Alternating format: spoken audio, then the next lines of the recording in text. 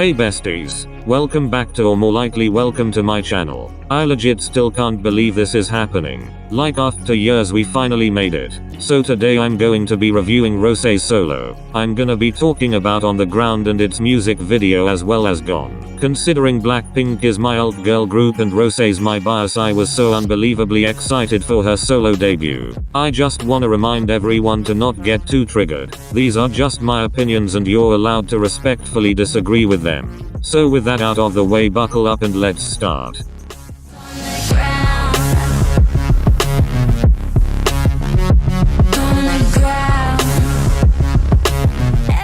So first up, I'm purely going to be talking about On the Ground as a song. This definitely was not what I expected. As a whole, the song to me is almost a mashup between the Chainsmokers' signature EDM sound and some sort of Taylor Swift song, which by the way isn't necessarily a bad thing at all. However, the musicality really does feel as though it was made to be easily digestible by a general audience instead of focusing on exploring a more interesting and compelling instrumental. I think like a lot of people at first I wasn't really feeling the chorus. Something about that synth was just off-putting. I would have loved to hear a vocal-heavy chorus and I think that would have brought an edge to the song. Having said that, after listening to it a couple of times it has surprisingly grown on me. I don't hate it but I don't love it either. As I mentioned before, the verses were breathtaking to listen to. Her lower register was just so soothing and I'm so mad that it isn't utilized that often in songs that Blackpink release as a group. The saving grace of this song was definitely the pre-chorus and bridge. Like holy shit, that high note gave me chills. The lyricism was also a highlight of the track.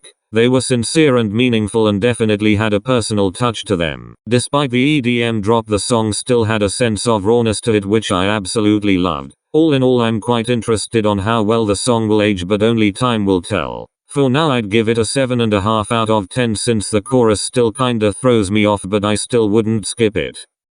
My world's been hectic, seems electric, but I've been waking up with your voice in my head and I'm trying to send a message. I legit have no words to describe how phenomenal this music video was. All the shots were just incredible and Rosé looked drop dead gorgeous. The sets fit the vibe and lyrics of the song perfectly. In that moment when her future self watched her past self play the piano, I swear I was sobbing. Another part I loved was when Rosé wrote her name on the mirror and it flashed to Rosanne. Just subtle things like that really did bring a deeper sense of meaning to the song and brought the music video to a whole new level. The color palette throughout was cohesive and pleasing to look at. Every shot just flowed together effortlessly to create a whole continuous story which was really satisfying. The styling and makeup was also on point and I won't ever get tired of talking about how stunning Rosé looked. Like God really does have favorites. This music video undoubtedly deserves a 10 out of 10.